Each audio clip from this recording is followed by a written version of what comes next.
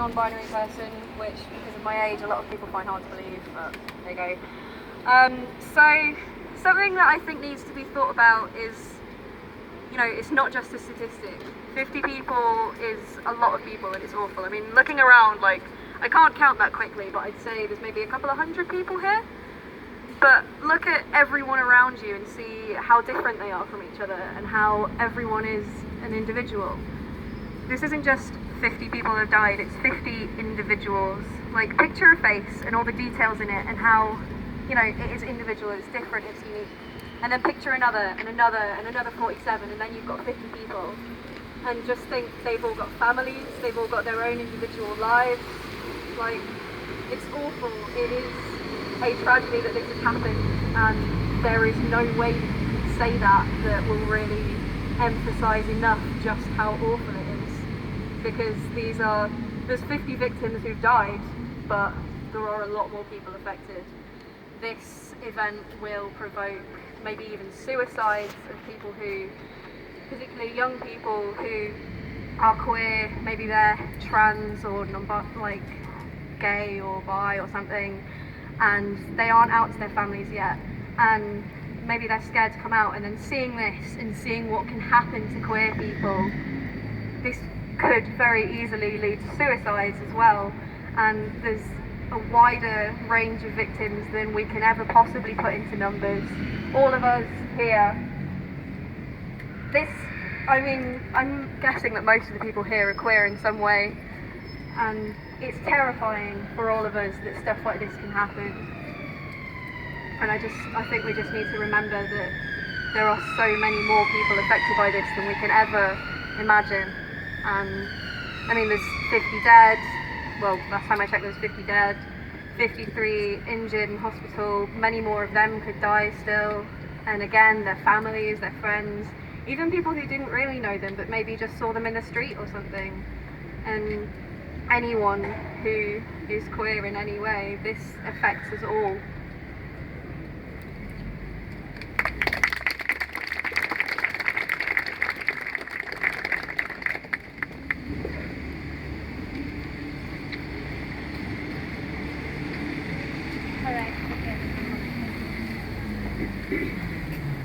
Thank you all for coming out today. I'm American, and I know how deep the rabbit hole goes. I know how sick and twisted the hatred is in my country. And I never felt American when I was there, but since I lived here, I know how American I am. And I just want to say that there's no reason for this kind of hatred except the violent history of the United States of America. That's why this kind of incident happens over and over again, and as always, the most marginal of the most marginalized communities bear the brunt of this violence and hatred. So I want to do two things. I want to read a poem by the great lesbian poet, black lesbian poet, Audre Lorde. It was suggested as a reading for today's event by Humera, so thank you, Humera, for suggesting it. And then after I read the poem, I want to do something that's very American, which is a call and response of the phrases that are on this little sheet right here. So if you can do that call and response with me, I'll say the words first, and if you can echo it, we can just lift up all of those people whose lives have been taken, and all of the families and all of the loved ones who've been affected by their loss. Are you with me? Yeah. All right. The poem is, as always, on a device. So we'll grab the poem. But let's just say Audre Lorde's name first, because she's a hero. Oh, God. Audre Lorde. Audre Lorde. Audre Lorde. Audre Lorde. Audre Lorde. Audre Lorde. We hear you. A litany for survival.